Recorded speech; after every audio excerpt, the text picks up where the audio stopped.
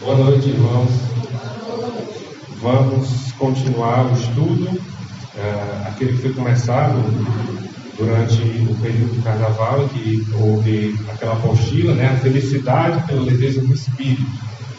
Nós estamos estudando o Sermão do Monte, cada uma das bem-aventuranças.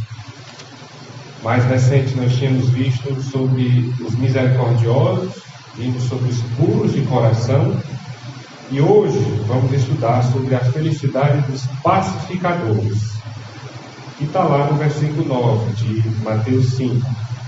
Bem-aventurados os pacificadores, porque eles serão chamados filhos de Deus.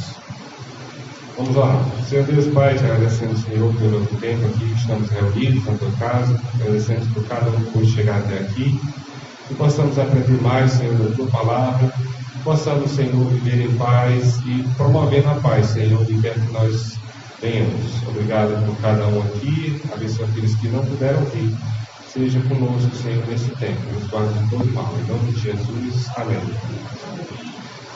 Então, irmãos, quando Jesus falou, bem-aventurados pacificadores, aqui algumas pessoas podem entender esse pacificador como um conceito que outras pessoas falam de apaziguador. O apaziguador, ele é diferente do pacificador, porque o apaziguador, ele vai querer a paz a todo custo, de qualquer maneira, de todo jeito. E a Bíblia fala que a paz de Deus, ela não é assim. Não é uma paz que ela vem, por exemplo, comprometendo a verdade, comprometendo a justiça. Não é uma paz a qualquer custo, né, de qualquer jeito, de qualquer maneira. Porque a gente sabe, no mundo, né, o mundo, de certo modo, algumas pessoas até têm uma certa paz, que na verdade é uma falsa paz. Até, por exemplo, na época do Império Romano, existia uma paz que era chamada da Pax Romana, que era aquela paz da força, né, que eles, como uma espécie de polícia geral do mundo, né, eles impunham uma paz, mas através, na verdade, de muita violência, né, e uma paz que era falsa, uma paz que não era uma paz vinha de Deus. O próprio Jesus falou que em João 14, 27, vamos lá, que ele traz a paz, mas que ele não traz paz da forma como o mundo dá. Ou seja, ele quer dizer que não existe paz de qualquer jeito, não é qualquer paz que é uma verdadeira paz, né? Como Jesus falou, João 14 e 27. Deixo-vos a paz, a minha paz vos dou. Eu não vos a dou como o mundo a dá. Ou seja, não é toda e qualquer paz que é boa, não é toda e qualquer paz que vem de Deus, né? A paz do mundo, ela é uma paz com base, muitas vezes, na violência, é uma paz com base no engano, é uma paz com base na injustiça, é uma paz que é feita de uma maneira que compromete muitas vezes a verdade, aquela coisa do vamos todo mundo aqui fazer um acordo para fazer uma coisa errada. A gente está em paz um com o outro, né? É como, por exemplo, que uma quadrilha faz, um grupo criminoso faz. Entre eles fizeram um acordo, estão em paz entre si, mas eles estão ali planejando fazer algo mal, né? Eles estão ali, por exemplo, também é como essas milícias que às vezes atuam em uma determinada região, tem muito no Rio de Janeiro, né? E ali eles, de certo modo, impõem uma paz. Eles ali funcionam como uma espécie de polícia, né? São até ex-policiais, né? Ou são policiais ainda nativos.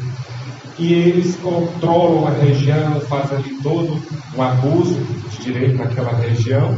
E, de certo modo, eles trazem uma paz, mas é uma paz falsa, né? É uma paz que é com base em uma total subserviência, né? Tem que obedecer o comando lá de quem é o chefe lá da região.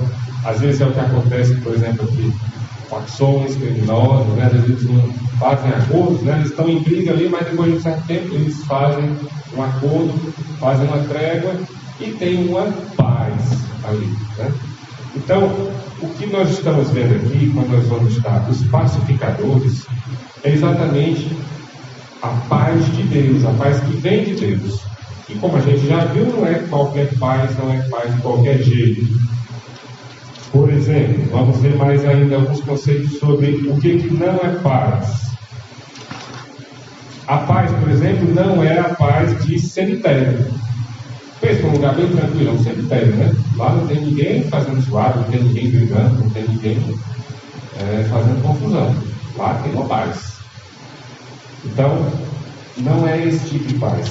Que é a questão. Algumas pessoas definem a paz como uma ausência de conflito, né? Apenas não está tendo nenhuma confusão, não está tendo nenhuma intriga, nenhuma discordância, então está tendo paz. Então, não existe conflito em um cemitério, mas a paz é muito mais do que a ausência de algo. É a presença da justiça que produz relacionamentos verdadeiros. A paz não é apenas a suspensão da guerra, não é simplesmente, como eu falei, como quando um grupo criminoso faz uma trégua, uma paz com o outro. A paz, na verdade, é a criação da justiça que reúne inimigos em amor. Jesus, ele diz, foi dito sobre ele, né? É o príncipe da paz. Ele não evitou os conflitos, jamais deixou de denunciar o erro, o pecado. Por exemplo, Jesus, quando esteve lá no templo, né? Quando ele viu aqueles mercadores, né? Fazendo tornando a casa de Deus um lugar de comércio, viu que era totalmente errado, era contra a palavra de Deus. Ele não chegou lá pacificamente e deixando cada um à vontade, respeitando o direito de cada um, porque na verdade eles nem tinham, né? A questão é essa, eles não tinham o direito de fazer o que estavam fazendo. Ele já chegou lá derrubando as mesas, fazendo, né?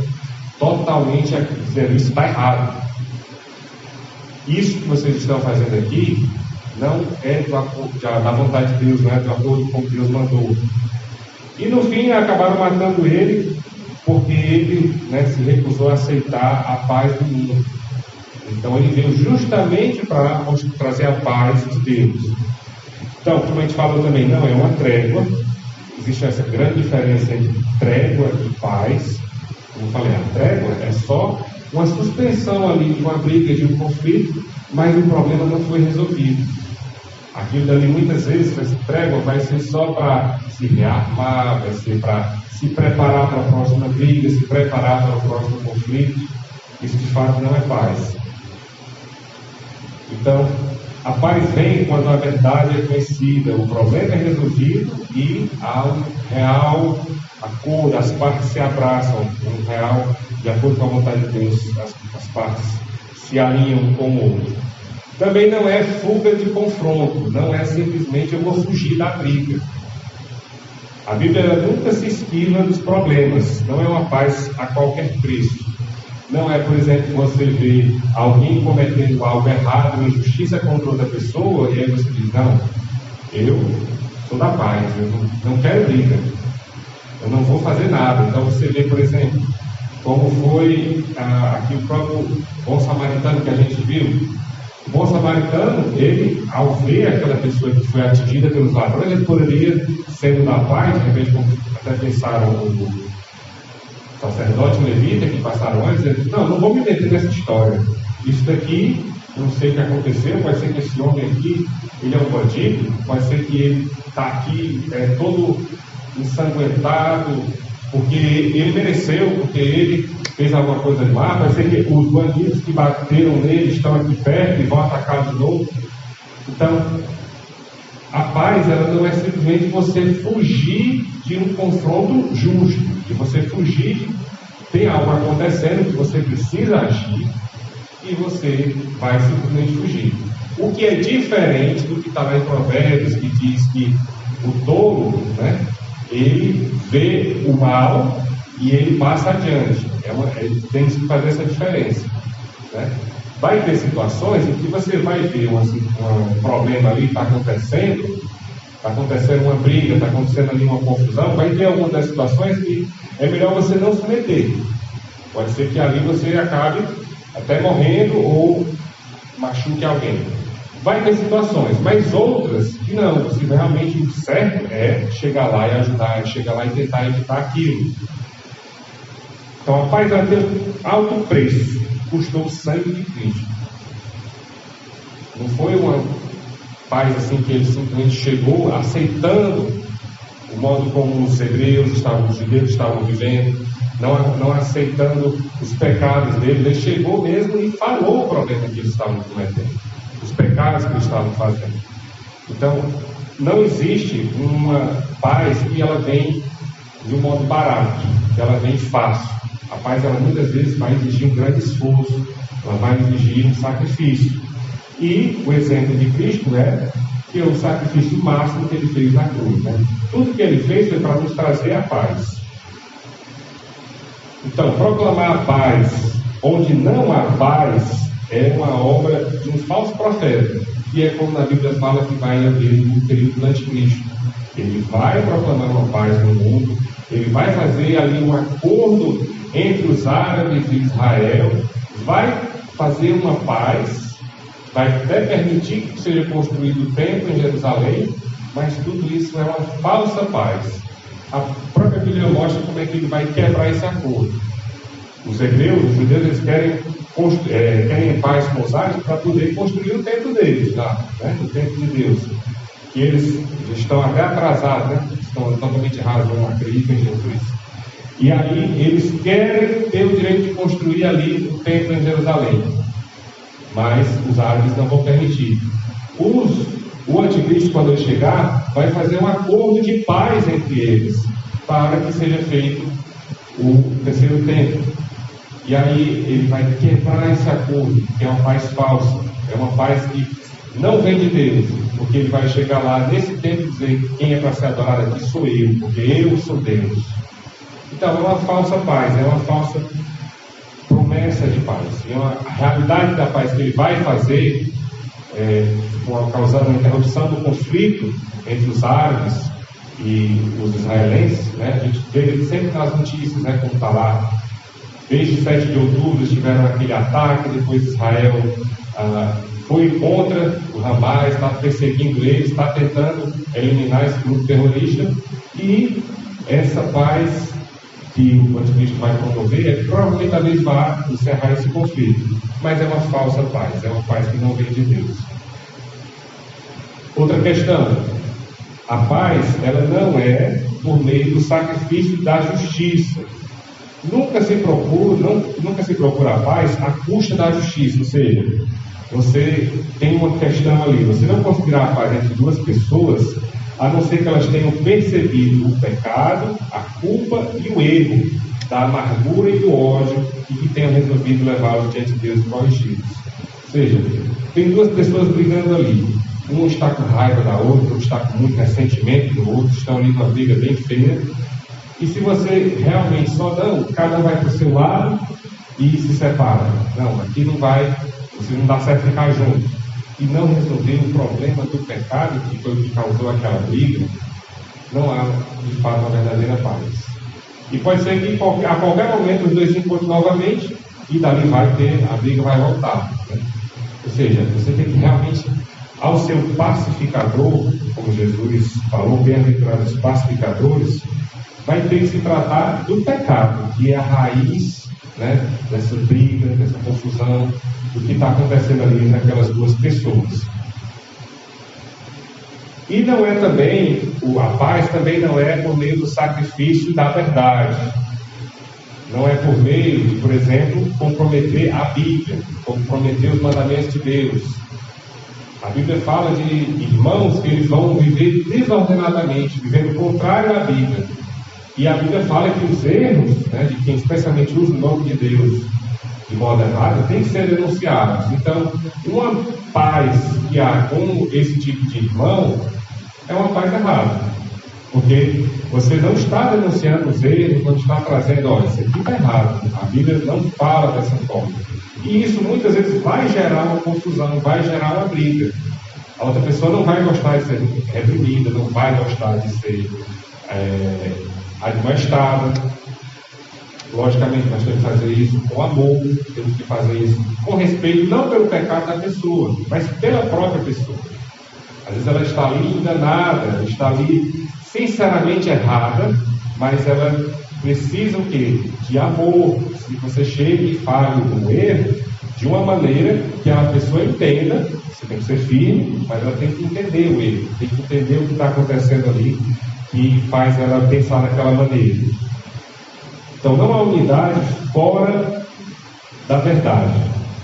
Não há como fazer uma paz que esteja longe da Bíblia, que seja em desacordo com a Bíblia. O próprio Jesus disse que ele veio não trazer a paz, mas a espada. Está lá em Mateus 10:34. Isso fala sobre o quê? Sobre como ele veio realmente para... Às vezes as pessoas podem achar que não, Jesus ele é amoroso, Jesus ele ali vai fazer vista grossa para a minha vida, para os meus pecados. Eu posso viver do jeito que eu quiser, e Jesus ele me ama e vai me aceitar. E aí a Bíblia não fala isso. A Bíblia fala que Jesus ele vai realmente querer um novo nascimento. E esse novo nascimento vai muitas vezes gerar uma controvérsia com outras pessoas. E aí foi por isso que Jesus falou: aquele que ama mais o seu pai, a sua mãe, a sua esposa, o seu marido, o seu filho, mais do que a mim, que pode ser, eu aceitei a Jesus, e aí o meu pai, a minha mãe, o meu marido, a minha mulher, o meu filho, ele agora está intrigado comigo. Ele não quer mais falar comigo, porque eu aceitei a Jesus. Isso acontece muito nos países árabes. O país tinha uma religião, da religião islâmica, que eles... E em outras religiões também, que as famílias muitas vezes se dividem quando alguém aceita a Cristo, quando alguém aceita o Evangelho. E aí, o que é melhor para essa pessoa? Não, é melhor viver em paz com a minha família. Se o meu pai e a minha mãe não gostam que eu me converti a Cristo, então eu vou viver em paz com eles, não vou querer desagradar eles.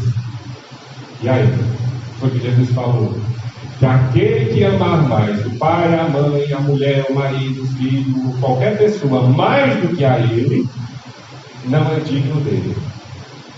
Então, aí vai ser mais uma situação em que não vai ter como você ter paz com essa pessoa. Se para você ter paz, você vai ter que abrir mão do Evangelho, abrir mão da sua fé. Que é outra passagem que fala isso, é lá em Romanos 12. Em Romanos 12 é dito sobre também fazer a paz, 12 e 18. Se for possível, quando estiver em vós, tende paz com todos os homens. Ou seja, mais uma vez aqui a Bíblia também deixando claro que ter paz não é de qualquer jeito. Ele fala, se for possível. Vai ter casos em que não vai ser possível ter paz. Por quê? Porque aquela pessoa ela só quer ter paz do jeito dela, nos termos dela, e que aquele jeito, aquela maneira como ela quer ter paz, vai fazer você comprometer a sua fé, vai fazer você comprometer a sua integridade, vai fazer com que você peque. E não existe paz e você vai ter que pecar para chegar nessa paz. Então ele continua: se for possível, vimos que nem sempre é possível, quando estiver em vós.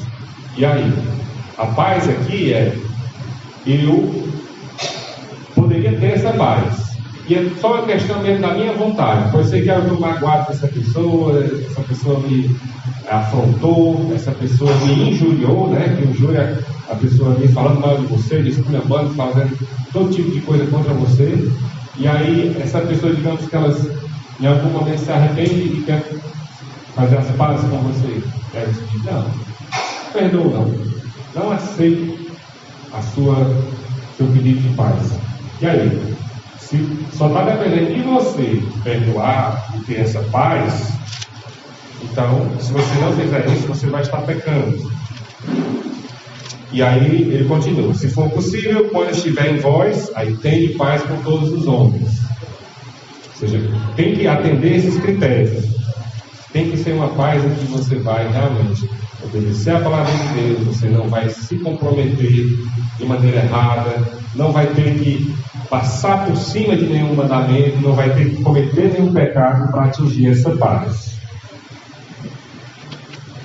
E aí, isso também tem muito a ver, como a gente falou, com a relação com outras pessoas que também se dizem evangélicos, também dizem seguir a Deus, seguir a Bíblia. Essa unidade, aqui a Bíblia fala também que nós devemos ser unidos, ter o mesmo pensamento, mas esse pensamento tem que ser em cima da Bíblia. Vai ter casos em que às vezes a pessoa pode ter uma ideia completamente errada, completamente fora da Bíblia. E isso já vai ficar mais difícil ter essa comunhão, ter essa convivência. Jesus mesmo falou: andarão dois juntos se não estiverem de acordo. Não temos nenhuma ordem de Cristo para buscarmos a união, sem pureza, pureza de doutrina e de conduta. Isso é o que é chamado de ecumenismo, que é quando as pessoas... Não, nós temos essas várias religiões aqui, a gente pode todo mundo concordar um com o outro, vamos só louvar a Deus, todo mundo aqui acredita em Deus, cada um à sua maneira, cada um da sua forma, com o seu livro sagrado. Alguns pode ser a Bíblia, outros pode ser o Alcorão, outros pode ser qualquer livro, né? E aí é o que é chamado de ecumenismo, é quando se junta um monte de gente, pensam cada um de uma maneira diferente um do outro em relação a Deus, expressamente diferente da Bíblia, mas eles estão lá em paz, estão lá fazendo um acordo entre eles. Tem até uma imagem que a gente não está projetando nada, mas que é coexistir. Não sei se vocês já viram esse símbolozinho. Aí cada letra é o símbolo de uma religião. Aí um é do judaísmo, do termo de existir é a cruz. Aí eu acho que o O é aquele O do Yin Yang, que representa a nova era, e por aí vai. Cada letra é uma religião, e aí todas estão juntas em paz, todas estão juntas ali, harmonicamente, concordando, e estão concordando no erro, estão concordando em estar longe do que a Bíblia fala. Isso é como se fosse uma união barata, né? uma união sem sacrifício, que vai produzir uma evangelização barata, porque vai ficar ali, vai ser muito fácil. Se você vai viver de uma maneira que cada um vive como quer, cada um pensa como quer, acredita no que quer, o que importa é que estamos todos juntos aqui em acordo. E aí isso aí facilmente vai fazer com que haja muita união, que vai ter muita gente, faz com que muitas igrejas cresçam. Tem muitas igrejas que às vezes tem que dobrar o tempo, triplicar o tempo, porque é tão fácil o evangelho lá que as pessoas vão, entram e todo mundo se sente bem, ninguém fala sobre pecado, ninguém fala sobre a Bíblia, é só aquela mensagem açucarada, só aquela coisa de Jesus me ama, você vai para o céu e ninguém vai para o inferno, como também já tem igrejas, né, que não pode falar disso. Eu vi sobre uma igreja lá da Austrália, que até faz muitas músicas para lá, Rio Som. E agora na Páscoa, eles disseram: nós aqui, para chamar as pessoas para a igreja e não criar um confronto com ninguém, e não escandalizar ninguém, aí não iam falar sobre o sangue de Cristo, não iam falar sobre a cruz. Porque a base da Páscoa, né, que a gente sabe, tem nada a ver com o coelhinho da Páscoa, tem a ver com o sacrifício de Cristo na cruz. E aí eles fizeram um acordo de não vamos falar de cruz, de sangue, falar em morte. Não, isso é muito feio, muito grotesco, isso afasta as pessoas, né? E aí o que? É um acordo para viver em paz, para não chocar a pessoa, para que ela não possa achar que, meu Deus, que coisa horrível, não quero nem saber disso. E é o que muitas igrejas fazem. Elas comprometem a verdade, comprometem a palavra de Deus em nome de uma falsa paz, em nome de um falso acordo ali, que faz com que a pessoa se sinta bem, que faz com que a pessoa ache que não, aqui é um lugar muito bom, eu me sinto muito bem. Essa questão de sentir, né? É muito falado nas igrejas, as pessoas, elas não vivem pelo Espírito, elas vivem pelos sentimentos, pelo que aflora, que ela sente durante o culto. E acha que é isso que é o Espírito Santo, acha que isso é a presença de Deus. Sendo que esses sentimentos, alguém num show lá, um show de qualquer coisa, muitas vezes tem o mesmo sentimento. Tem a mesma euforia, a mesma felicidade, aquela mesma coisa momentânea, que faz a pessoa se sentir bem, se sentir feliz, se sentir de algum modo realizada, mas depois traz uma grande frustração. E é o que acontece em muitos desses shows mundanos, tem tudo lá. Aí as igrejas fazem isso nos seus cultos, que as pessoas acham que aquilo é de Deus só porque tem uma letrazinha evangélica ali, fala uma coisinha em Bíblia, e ali é o bastante para dizer, não, é de Deus. É de Deus, isso aí é bom. E a pessoa, não ouviu sobre o pecado, não ouviu sobre a sua necessidade de arrependimento, não ouviu sobre a necessidade do nascimento de novo, que foi o que Jesus falou para Nicodemos. E em verdade eu digo que se não nascer de novo, você vai morrer, vai para o inferno. E aí é o que as pessoas elas ficam muito voltadas para isso, né? Só para aquela pregação, aquela coisa de se sentir bem, prosperidade, e que venha para Deus e dê tudo para Deus e Ele vai lhe dar de volta em dobro. Ontem mesmo, eu falava com um rapaz que foi lá em casa para ajeitar umas coisas lá do banheiro e da cozinha. Aí ele é um ex-evangélico. Para você ver como isso é impactante, como é importante dessas coisas. Ele estava lá, disse que na infância dele, na juventude, ele era da Igreja Universal, ele era um obreiro, fazia muita coisa lá, e aquilo dali só gerou nele depois a questão do estudo, né? Aí dizia que o pastor lá que ele tinha falava: você não precisa estudar não, você tem que viver só da fé, você não tem que viver, trabalhar, você só tem que viver da fé e confiar totalmente em Deus. E aí parece que alguém depois lá falou para ele, né? Agora olhe lá para fulano, vê se ele tem estudo, se tem faculdade ou não. E se ele quiser, né? E aí, mas avançando na história, basicamente esse é um cara que no início estava nessas igrejas, estava vivendo muito dedicado, muito firme, e aí depois disso que se decepcionou e hoje não quer mais nada com a igreja. Aí eu disse: rapaz, olha, o que você tiver visto desses livros que eles fizeram errado, isso daí vai para a conta deles. Mas isso daí não vai tirar a sua responsabilidade, a sua parte. Porque você não vai poder chegar para Deus e dizer: eu estou afastado da igreja, não quero mais saber de igreja, porque essas igrejas aí são tudo perdidas, tudo esses pastores ladrão, que só querem se aproveitar das pessoas. E aí eu notei no coração dele assim, muita mágoa, de certo modo até uma grande arrependimento de ter ido para a igreja, de ter se envolvido com o evangelho. E aí é quando a gente vê o problema dessas igrejas, do evangelho barato, evangelho fácil, e prega essa falsa paz, porque faz com que a pessoa ela passe um tempo ali, mas depois ela se decepciona, ela fica amargurada, ela fica com um nojo, um desgosto tão grande de igreja, de crente, que ela não quer saber mais nada disso. E eu notei isso muito nesse rapaz que foi lá ontem. Então, irmãos, é uma questão para a gente pensar, para a gente orar, pedir para ele de orar por ele, para ele se emendar com Deus, né? Para ele realmente chegar a um ponto que ele veja que não importa às vezes que a Bíblia diz, Jesus falou, que é inevitável que venham os escândalos. Mas ele disse: ai que meio de quem tem um escândalo. E você não pode usar o escândalo para dizer: eu não sou de Deus, não vou para a igreja, por causa daquela pessoa que fez isso aqui ou outro. Quem sabe, tem parlando, tanta gente no meio do mundo que era da igreja, em algum momento viu a mensagem e se afastou por causa de um escândalo, por causa que viu alguém fazendo alguma coisa e dali não quer mais saber nada da igreja. E aí, nós temos que orar para essas pessoas, né? Porque elas de fato não vão poder usar esse pecado, esse escândalo que o outro cometeu como justificativa para não terem nada com Deus, não é isso? Então, o que é a paz? A paz, a palavra paz, tanto no hebraico como no grego, nunca é um estado negativo, nunca é simplesmente uma ausência. Porque, por exemplo, as trevas, elas são a ausência. As trevas, elas são a ausência de luz.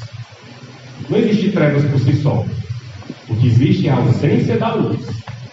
Já a paz, ela não é simplesmente a ausência de conflito, não é a ausência de guerra, não é a ausência de uma confusão. Essa paz, na verdade, ela tem a ver com todo o bem-estar geral do homem em relação a ele, a Deus e com as pessoas. É a libertação do mal e a presença de todas as obras do Espírito Santo, os frutos do Espírito. A paz é um estado de harmonia com Deus, consigo mesmo e com o próximo. E aí, quais são alguns impedimentos a essa paz? que são algumas coisas que atrapalham que a paz exista. Por exemplo, semear contendas. A Bíblia diz: não andarás como mexeriqueiro entre teu povo. Está lá em Levítico 19:16. Mexeriqueiro é o quê? Aquele que vai lá semeando contenda entre as pessoas, na fofoca, falando mal do que está acontecendo sobre a vida de outra pessoa. Isso é tão comum nas igrejas, isso acontece tanto. Muitas pessoas já se desviaram, já se afastaram da igreja exatamente por conta de fofoca, de mexerico, né, que é o falatório, que às vezes ainda quer dar um ar espiritual. Então, um exemplo de fulano, ele fez isso, aquilo, outro, fulana, isso, aquilo, outro, e sai espalhando para todo mundo dentro da igreja, para todo mundo ficar sabendo. Lá em Mateus 18, Jesus disse que não é assim. Se você viu alguém fazendo algo errado, não é sair falando mal para todo mundo que você vai ajudar aquela pessoa. Você não vai estar fazendo a obra de Deus, você não vai estar agradando a Deus, você não vai estar fazendo bem nenhum e simplesmente ficar falando do pecado da pessoa. Lá em Mateus 18, Jesus disse: se teu irmão pecar contra ti, ou mesmo não necessariamente pecar contra você, mas ele fez algo errado e você viu, o certo é, você vai lá, a Bíblia diz, você vai lá e fala para essa pessoa, você vai lá e tenta ajudar aquela pessoa mostrando o erro que ela está cometendo.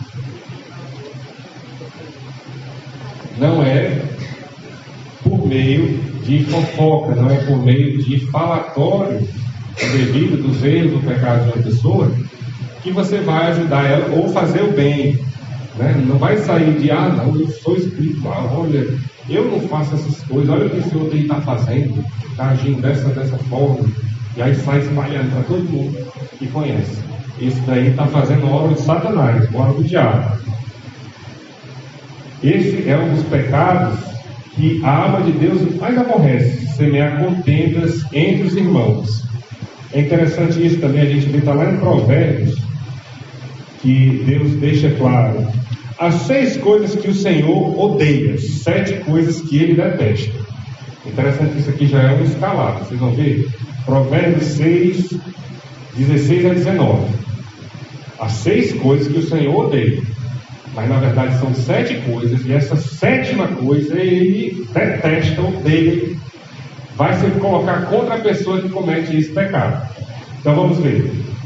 O Senhor odeia olhos arrogantes, língua mentirosa, mãos que derramam sangue inocente, coração que maquina planos perversos, pés que se apressam para fazer o mal, testemunha falsa que espalha mentiras, até agora são 6, e aí aquilo que Deus detesta, que abomina, que ele vai ter uma ojeriza, uma repulsa completa e total. Ele vai agir contra isso. Aquele que provoca discórdia entre irmãos. Aquele que vai agir ali para separar irmãos. E veja, a gente já tinha falado, não há paz se você está falando de paz em cima da injustiça, em cima do erro, em cima de estar contra a Bíblia. Às vezes, por você seguir a Bíblia, por você seguir a palavra de Deus, vai haver uma discordância, vai haver às vezes até um distanciamento. Não é isso que está se falando aqui. Não é uma discórdia entre irmãos por conta da sã doutrina, por conta da verdade, que um pensa de acordo com a Bíblia e outro pensa diferente. Aqui está se falando, primeiramente, causar discórdia, causar aquela confusão, de sair semeando ódio contra uma pessoa ou outra, falando mal. Se a gente eu já vi isso acontecer em igrejas, né? E é tão destrutivo. Pessoas que, às vezes, até contra um pastor. Tem aquela história, né, que o pastor é o prato principal na mesa de muitos crentes no domingo, né? Tem uma frase assim, né, pastor? E tem gente que sai cortando e destrinchando o pastor na mesa. Ou então outro irmão, às vezes vem para a igreja, mas quando chega em casa, aí pronto. Vocês viram fulaninho? Não, ele é assim, assado, não sei o quê. E ali, às vezes vai visitar outro irmão da igreja e ele começa a falar do outro, fala do pastor, ou fala, e aí vem o que a Bíblia chama de mexerico, que é a contenda. A pessoa ali está simplesmente semeando o mal. Deus diz que ele detesta isso. que é totalmente contra isso. Porque essa pessoa, ela está se colocando debaixo do juízo de Deus. Não é um pecadozinho pequeno, não desista, mas esse aqui Deus, nessa escala, né, ele coloca como algo que ele detesta. E todas essas coisas que a gente viu antes, essas 6 coisas que Deus odeia, são terríveis, são pecados gravíssimos, né? Mas ele dá uma ideia de a 7ª coisa ele detesta. E o conjunto delas, todas elas, né? Os olhos arrogantes, a língua mentirosa, tudo isso aqui muitas vezes faz parte do mesmo pecado. No mesmo ato, aquele que provoca a discórdia entre irmãos, ele está ali com olhos arrogantes, ele está ali já se achando melhor que aquela pessoa. Ele diz, não, eu sou bom, faz como um publicano. Bate no peito e diz, eu não cometo esse pecado aí. Esse cabo aí, esse é sem futuro. Eu não faço isso não. Pode vir também com a língua mentirosa. E geralmente os pecados eles não vão andar sozinhos não, eles andam em bando, andam em grupo. A pessoa dificilmente ela comete só um desses aqui. Alguns são mais graves, né, como o terceiro, mãos que derramam sangue inocente. Às vezes essa falta de paz, essa discórdia entre irmãos, pode ser que chegue ao ponto de derramar sangue inocente. E antes disso, existe o coração que maquina planos perversos. Às vezes essa discórdia que está sendo semeada, a pessoa ali já está junto com o outro, fazendo um plano perverso contra aquela pessoa. Às vezes, essa pessoa aqui, ela tem tal cargo na igreja, ela tem tal posição, ou então é alguém que prega muito bem, mas isso daí é um falso, isso daí é isso, aquilo outro, aí começa, né? Todos falando um monte de coisa ruim. E eu vou mostrar para todo mundo quem é essa pessoa. E aí começa a ter todo ali um plano perverso para derrubar aquela pessoa. Como foi com Daniel?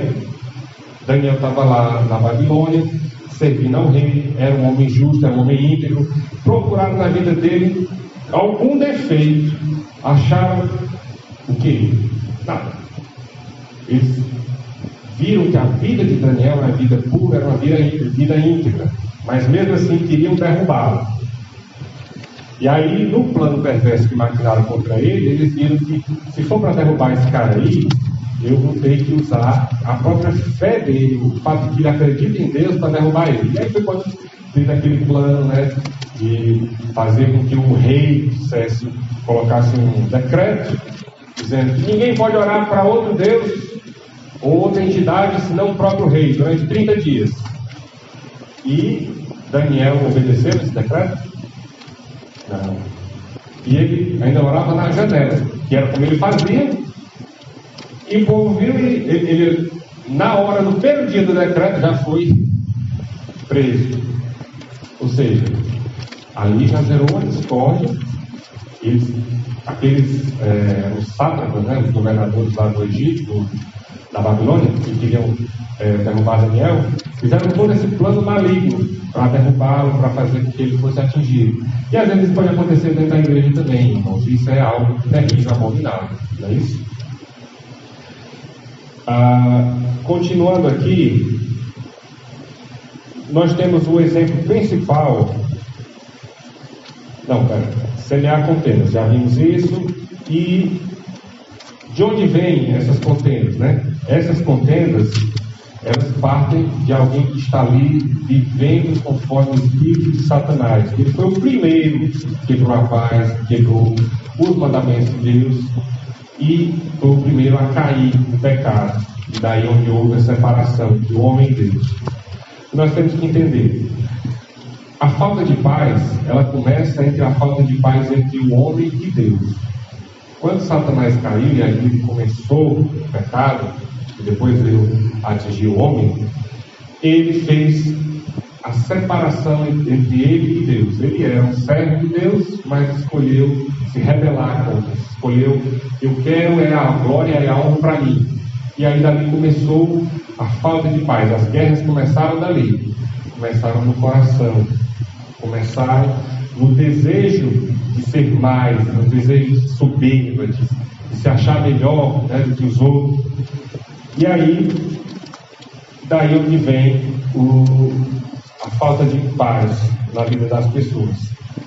alimentar a soberba. A pessoa soberba pensa que ela é melhor do que os outros e contende por superioridade.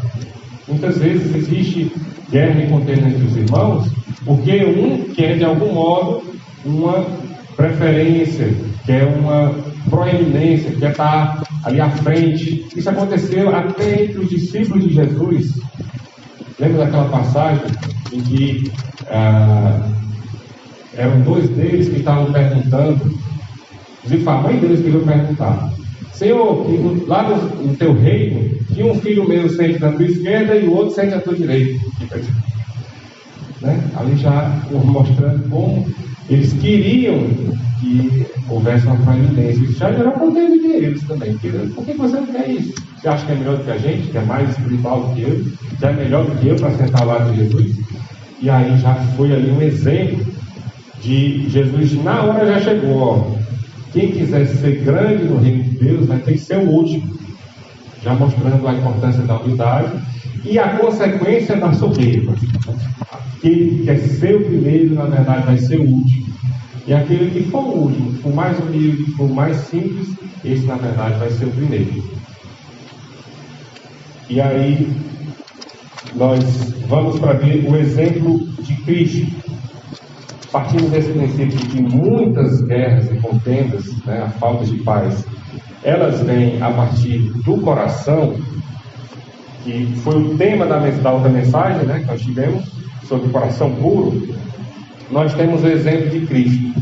Vamos lá para 1 Pedro 2, 21 a 24. Lá em 1 Pedro 2, 21 a 24, Jesus, ele nos dá um exemplo de como agir quando nós estivermos sendo perseguidos, quando nós tivermos alguém que está sendo contra nós, que está nos atacando. E aí, às vezes, o que vai gerar ali uma contenda, vai gerar uma briga, porque a pessoa, ela se apega aos seus direitos, ela se apega àquilo que ela acha: não, mas eu tenho esse direito, eu não posso acontecer tal coisa comigo, porque eu não nasci para isso não é justo que aconteça comigo, isso não é algo que eu mereça. E aí muitas brigas, muitas contendas acontecem dessa forma. E aí o nosso exemplo maior foi o exemplo de Cristo, que ele, sendo Filho de Deus, ele vindo morrer aqui por nós, ele se esvaziou completamente do seu poder, da sua divindade, de toda a glória que ele tinha, para poder morrer na cruz, para poder estar ali, sendo humilhado, sendo chicoteado, cuspido, tendo as suas roupas rasgadas, né? E aí, o que às vezes porque alguém fala uma palavra feia contra a gente já está querendo atacar, revidar, e não aceito ser tratado assim, não aceito que fale assim de mim, não aceito que isso aconteça comigo. E aí muitas guerras, muitas brigas e confusões vêm disso. Lembrando, mas isso em relação a si mesmo. Quando for em relação a outra pessoa, aí é justo que nós vamos lá acudir àquela outra pessoa, como foi o caso do samaritano. O samaritano, né, como eu falei, chegou lá e achou: meu Deus, está tudo aqui, aconteceu essas coisas, mas eu não quero briga, não quero confusão. Digamos que se ele tivesse chegado, às vezes na hora lá em que o samaritano estivesse sendo atacado, talvez ele sozinho não era prudente ele perceber. Mas digamos que ele estivesse em grupo, que tivesse alguma forma de realmente como ajudar e evitar aquele massacre, o certo é que ele realmente fosse lá e ajudasse, né? Até evitar esse massacre. Mas aqui, voltando para Cristo. Porque para 1 Pedro 2, 21 e 24. Porque para isto sois chamados, pois também Cristo padeceu por nós, deixando-nos o exemplo, para que sigais as suas pisadas. E foi que ele deixou o exemplo para nós: o qual não cometeu pecado, e nem na sua boca se achou engano. Muitas vezes a gente vai sofrer perseguição, sofrer alguma coisa na nossa vida por causa de algum pecado nosso, por causa de algo que nós cometemos. E a Bíblia diz que isso daí vai ser justo que nós realmente soframos. Quando fala aqui do exemplo de Cristo, a gente está falando de alguém que não cometeu pecado, que não fez nada de errado, que fez tudo conforme a vontade de Deus. Mas mesmo assim, ele não revidou. O qual, quando o injuriava, né, quando estava ali atacando ele, falando mal dele, estava humilhando, estava falando todo tipo de coisa ruim contra ele, quando parecia, ele não ameaçava, mas entregava-se àquele que julga justamente. E aí ele vem um ponto-chave aqui. Muitas vezes nós somos tentados não, eu vou agir, vou fazer alguma coisa porque eu quero a justiça. Mas quando é em relação a nós mesmos, essa é a diferença. Em relação ao outro, eu vou agir para ajudar o outro. Mas em relação a mim mesmo, isso vai ser algo bem difícil da gente fazer, mas é o que a Bíblia manda. Eu não vou revidar, eu não vou tentar agir de uma maneira para criar essa justiça de Deus por conta própria, para mim mesmo. Vou fazer como Jesus falou, ele se entregava àquele que julga justamente, levando ele mesmo em seu corpo os nossos pecados. E ele sofreu o castigo que era nosso, ele sofreu a condenação que quem era para estar lá era nós. E aí ele sofreu. Esse é o exemplo que ele deixou para nós. Então, continuando aqui, alguns exemplos de pessoas que promoveram a paz, que obedeceram esse mandamento, foram pacificadores. Nós temos, por exemplo, José, nós já estudamos ele, né? Ao fazer ali, chegar como governador do Egito, ele simplesmente perdoou os seus irmãos, ele chorou, sofreu aquilo, mas ele perdoou os seus irmãos. Ele poderia ter se vingado, né? Poderia ter, como governador, tomado todo o poder que ele tinha, prendido os irmãos, condenado eles, feito alguma coisa grave contra eles. Mas ele não fez isso. Ele perdoou os seus irmãos, mesmo tendo vendido ele como escravo, e reconhecendo que Deus estava no controle de todas as circunstâncias. Ele foi um promotor da paz, ele promoveu a paz. Já outro que não seguiu esse conselho, que ele foi agir totalmente diferente do que a gente está vendo aqui, foi o rei Saul. O rei Saul, ele quando soube que ia perder o cargo dele de rei, ia deixar de ser rei, e foi a primeira coisa que ele começou a fazer logo, começou a querer matar Davi. Davi, ele já fez tudo de ruim, tudo para perseguir ele, fez aquelas emboscadas, né, aquelas coisas, vai lá naquele exército dos filisteus e eu quero 100 homens, 200 homens, como ele disse, para você casar com minha filha, você vai ter que matar esses 100, 200 homens, 100 homens, né? E Davi foi lá, foi 200. E várias outras coisas que Saul fez contra Davi, naquele momento que ele estava tocando a harpa, né, para tentar acalmar o coração de Saul, ele pega uma lança e tenta matar ele. Que foi isso? Apenas ele não aceitou o julgamento de Deus, não aceitou que Deus realmente não queria mais ele como o rei, e em vez de tentar fazer uma paz, criar ali com Davi, um rei de transição, fazer alguma coisa, até de repente com que a família dele pudesse não ser desamparada, a única coisa que ele fez foi perseguir Davi. E Davi, mostrando, né, que é um homem segundo o coração de Deus, alguém que promovia a paz, cada vez que Saul perseguia a Davi, ele ia lá, às vezes tinha chance de matar, tinha chance de atacar Saul e não fazia isso. Ele fez isso, acho que umas 3 vezes, se não me engano. Algo que, se fosse todos os outros soldados ali, e acho que a nós também, quando nós tivéssemos a oportunidade de revidar contra alguém que está querendo nos matar, será que a gente teria a sabedoria, a paciência, e íamos promover a paz? Como Davi fez, quando aquele episódio na caverna, Saul entrou na caverna lá para fazer necessidades. Davi estava dentro, estava bem pertinho dele, poderia ter simplesmente atacado ele e matado, mas ele fez o quê? Pegou apenas uma parte da roupa de Saul, para depois chegar e mostrar a ele, está aqui, estava bem pertinho de você, está aqui um pedaço da sua roupa, poderia ter lhe matado, mas eu entrego a Deus, que é juiz, é justo, e ele vai cuidar de você. Isso é o que às vezes nos impede de viver uma vida em paz, né? Porque a gente acha que nós precisamos fazer as coisas acontecerem, nós precisamos agir. Às vezes precisamos, mas muitas vezes não. Muitas vezes a gente só tem que se entregar a Deus, como Jesus fez. O que foi que ele disse? Ele se entregou a Deus, ele se entregava àquele que julga justamente. E ele vai cuidar da minha causa, ele vai cuidar do meu problema. Não sou eu que vou fazer nada contra essa pessoa. O que depender de mim, a gente vai estar em paz, porque eu não vou lhe atacar, não vou lhe fazer mal, e eu não vou fazer nada para revidar o que você está fazendo. Mas eu vou lhe entregar nas mãos do justo juiz, que julga justamente. E aí, às vezes, Deus pode tanto transformar o coração daquela pessoa, fazer ela se arrepender, fazer com que ela realmente queira a paz com você, ou se essa pessoa tiver o coração duro e não quer nada, vai estar na mão de Deus.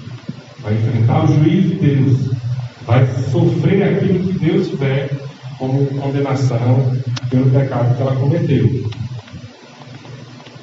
Mais alguns exemplos aqui. Abraão e Ló. Lembra, naquela passagem de Gênesis 13, os pastores ali de Abraão e de Ló estavam brigando por água dos animais. E Abraão poderia muito bem ter chegado lá e dito: ó, eu sou mais velho aqui, sou eu que sou o dono disso aqui tudo, eu sou seu tio, e eu digo, é os meus pastores que têm direito de beber essa água aqui. Mas não foi assim que Abraão agiu, né? Abraão chegou para Ló e disse: não é bom que a gente fique brigando, não é bom que nós estejamos nessa confusão aqui. Faça o seguinte, escolha para onde você quer ir, se para um lado e para o outro. Se você escolher para lá, eu vou para o outro, o que tivesse. Escolha para onde você quer ir, eu vou para o outro. Abraão, né, demonstrando ali um desapego muito grande ao que é muito difícil a gente fazer, né? A gente sempre vai querer levar vantagem. O cristão deve lutar contra isso e não ser assim. Deve seguir esse exemplo de Abraão. Abraão chegou e disse: ó, vá para um lado, vá para o outro, para onde você for, escolhe um lugar, que aí cada um vai para o seu lado e a gente vai viver em paz. Abraão deixou um exemplo aqui, que ele poderia ter exigido a preferência. Ele era mais velho, ele era um tio, ele poderia dizer: ei, seus pastores aí, eles vão para o contrário de onde o meu for. Eu escolho o lugar e você vai para o outro. Ele não, cedeu. Isso é o que muitas vezes a gente vai ter que fazer. Para que haja paz, a gente vai ter que ceder. Às vezes vamos até de algum modo estar perdendo, vamos estar de algum modo não levando vantagem, porque está levando vantagem é o outro, mas nós estaremos promovendo a paz e Deus vai nos recompensar, Deus vai nos abençoar. Nesse caso aqui, por exemplo, Abraão e Ló. Ló escolheu a planície do Jordão, escolheu um lugar lá, foi do Jordão, né? Que era um lugar cheio de... Isso, eu vou chegar lá. E era uma terra muito boa, que tinha muita água, tinha muitas plantas e tinha Sodoma e Gomorra. E a universidade, toda a região ali que era muito fértil. Era uma região que, você olhando assim, só um doido não ia querer vir para cá primeiro. Se eu tiver uma chance de escolher, só um doido não ia querer isso aqui. Mas Abraão, ele, tendo uma visão espiritual, tendo uma visão muito além de simplesmente ver os bens materiais, a vantagem material, Abraão, com certeza, ele não queria escolher aquela região, porque ele sabia que ali era uma região ímpia, uma região do pecado abundava. E talvez, de certo modo, ele até já imaginasse que aquilo ali de uma hora vai julgar. Então, eu não quero estar perto desse povo. Eu não quero estar perto dessa região, porque ali é onde o pecado reina, o pecado ali está dominando. E Ló não estava nem ali para isso. Para ele, só pensou na vantagem, só pensou no que é que eu vou ganhar. E aí ele escolheu ir para lá, escolheu ir para a região onde tinha tudo de bom, materialmente falando, e tudo de mais perverso, espiritualmente falando. Teve que ir lá 2 anjos para retirar ele e a família. A mulher ainda não quis, ainda ficou relutando, olhou para trás, virou um estado de sal. Depois, as 2 filhas ainda embebedaram ele, fizeram filho com ele. e dali nasceu 2 povos que vão ser terríveis contra o povo de Israel, que vão perseguir e vão fazer muita guerra contra Israel, apenas por causa de uma péssima escolha que Ló fez. Que são esses 2 povos, são os Moabitas e os Amonitas. São povos que durante os próximos séculos vão atacar o povo de Deus, vão matar muita gente, vão causar muita guerra, muita destruição. Ou seja, algo terrível, apenas porque Ló não soube escolher. E ao mesmo tempo temos o exemplo de Abraão, que ele, tentando promover a paz, deixou ele escolher. Ló não era obrigado a escolher a planície do Jordão, ele não era obrigado a ficar ali. A ideia de Abraão é que simplesmente faça o seguinte: vá para o melhor lugar que você achar, idealmente não Sodoma e Gomorra, porque lá é pecado, mas vamos aqui cada um no seu lugar para evitar briga, evitar confusão, mesmo que eu esteja na desvantagem, mesmo que eu vá perder. Mas ele cedeu o direito para Ló, causou a paz entre eles, mas as escolhas de Ló vão causar depois muita guerra, muita destruição e muitas mortes, só porque quis levar vantagem. E aí fica esse exemplo para nós.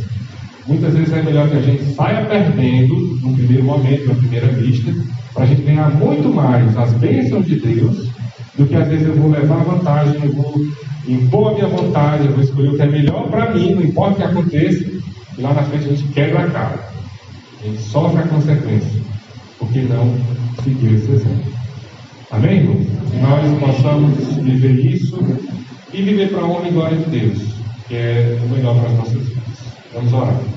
Senhor Deus, Pai, obrigado, Senhor, por tudo que você tem feito, tudo que você tem nos dado. Abençoa a cada um de nós para que sejamos pacificadores, para que tenhamos paz em nossas vidas, a paz que o Senhor nos dá, não a paz que o mundo dá. Nos livra, nos guarda, nos dá sabedoria, Senhor, nos dá entendimento da Tua palavra, nos dá sede, Senhor, de conhecer mais de Ti, para que saibamos viver neste mundo, possamos Te agradar, Senhor, e nos preparar para a Tua vida. Obrigado por tudo, por cada um aqui, e fica conosco, Senhor, leva em paz para casa. Em nome de Jesus, amém. Amém.